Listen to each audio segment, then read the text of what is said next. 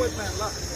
एसपीने सांगितलं ना पगाराव जागा, मग सगळे पोलिस एकत्र होऊन या घटना घडतायत. एसपी गेले म्हणजे रान मोकळं, राग बंद झाली, 2-2 गँगवरती मोका लागायला लागला, पगारावर जगायला लागले, पोलिस आम्हाला खात्री सांगायला लागले. त्याच्यामुळे होणार आहे. पोलीस अधीक्षक एकटे पडलेत आणि त्यांना एकटं पाडायचं काम कोणत्याही पोलीस स्टेशननी करू नये.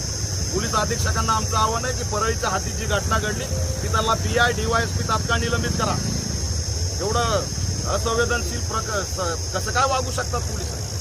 आमची मागणी आहे ते दोघंही सस्पेंड करा.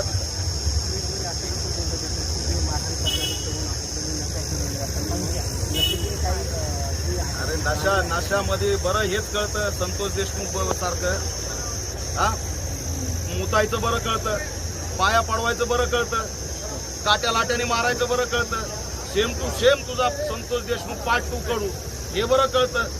म्हणजे अंगावर आलं की नाशावर घालायचं, जातीचं प्रकरण नाही म्हणायचं आणि सगळे फोटो तर यांच्या लीडर सोबत आहेत. आला का परळीचा लोकप्रतिनिधी भेटायला शिवराजला? इथं काय प्रॉब्लेम आहे? संतोष देशमुखच्या तिथं प्रॉब्लेम होतं का?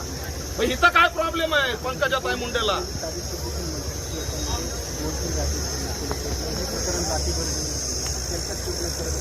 हे याच्यामध्ये TPDCच्या बैठकीला पालकमंत्री